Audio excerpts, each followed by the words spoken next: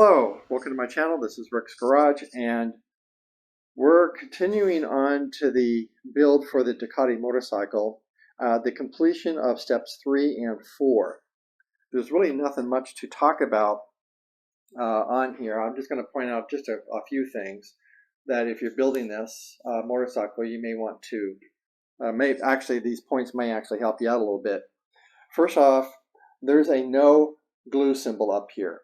And I don't know why that no glue symbol is up there with this picture, because you do have to assemble and glue these parts together. What you do not glue is that once it is completely assembled, you do not glue it onto the engine. You just clip it onto the engine back here. There's some clips that clip into the unit, and then it is fully attached by these two screws onto the engine. So if they were going to put a no glue symbol, the no glue symbol should be down here, not up here. It is a little fiddly to get this part in. What I did is that I put some Tamiya thin glue onto the side here, or one of the sides that the part needs to go in, just to hold it into place, while these other three parts were then attached and then glued in.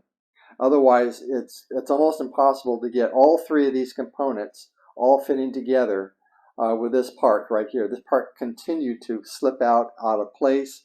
So what I did was I just glued it into the ear that it needed it to be. There are some detail parts that come from this kit that I installed. One, I think this is a fan, because it looks like a fan to me anyway. And that part goes underneath the motorcycle right here. Let me zoom in. You can see that a little bit better. And there it is. That's it. And I was thinking of doing a little bit of weathering on that to put some silver highlights around the blades to make it look like a fan. But being that it's underneath the motorcycle, I don't think we're going to be seeing too much of it. So I just left it on the color that it calls for, which is a matte black, or a semi-gloss black. All this went in just fine, not any problems.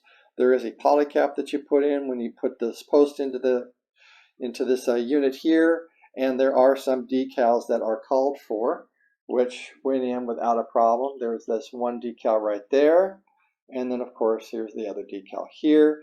And then in step number 1, I did forget to put in a decal. I don't know if you can see it on camera, but it's right there, and I did get that decal in there. It looks like a bolt that goes in, so I did get that decal in.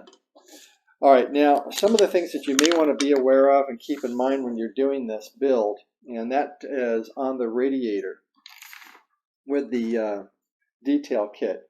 I'll zoom in a little bit here. There we go. All right, so the instructions call for that the plastic cap is cut off of the plastic radiator part. You got to be very careful about that, because if you do, you might end up putting the cap directly onto the edge of the radiator, and that's not what you want to do. So you see this larger area right here? That's the plastic part of the cap. And it's a little bit taller than what you see here because I cut part of it off. What I did first was on the plastic cap portion, I just cut off the edges of the plastic cap all the way around, as close to this larger detail part that you see here. Then I sanded it all down, made it all nice and smooth as much as I possibly could. Then I took an X-Acto knife and I cut off just a little sliver of that larger area here, and then I applied these two metal parts to make up the cap. Now this does have a hole in it, and I don't know why there's a hole there. It makes no sense because the hole is not really used. So that hole goes down onto, that's what's actually glued onto this larger part here, and then the top part, which you see here, is glued on top, which is the detail part. So be very careful if you're doing this detail set.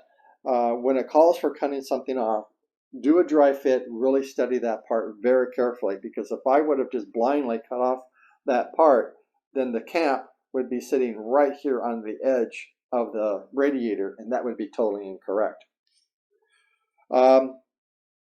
These grids here that you see on the radiator, that comes from the detail kit as well. I did not paint those. That's the natural color of the radiator grill, and I thought that actually made the radiator pop a little bit better with having unpainted grids on that, and then you also have it here on the back as well. Okay, so that went in just fine. The other thing that I thought was terrific this time around was these bands. If you recall, on the exhaust system, the bands didn't go around the exhaust in order to put the post in. Well, this band is long enough to go around this pipe end to end, and that went in just fine along with the post, and that is right here. That's this part right here. That went in just perfectly. Unfortunately, you cannot see the post because that post is on the back side of that pipe. But anyway, that in just fine. Other than that, the entire assembly went in without a problem. And I'll do a final 360 reveal on that at the end of this video. After that, after step number 4, we get into step number 5, where we start to construct the chain. And the chain consists, from the detail set, consists of quite a lot of parts. I think there's about 200 in all, because each and every post, and this is one of the posts, each individual post has got to go into the chain and glued all the way around, and then this top part gets attached to the top part of these posts. And then, of course, we construct the metal gears on the back and the front. I'm going to put a static picture from the plasma channel that focuses on this back gear. Right here. This back gear that's on the chain. On the plasma channel, it looked like there was a bolt that went on top of that gear, and I looked all over the detail set and I couldn't find the bolt, and I started studying the parts a little bit more carefully, and these parts right here, I'm going to zoom in even further, you can see better. These parts right here, this 90 part is actually in the shape of a bolt. So when this part gets attached to this part, 89, and then it puts onto the gear here, number 35, it actually forms that nut.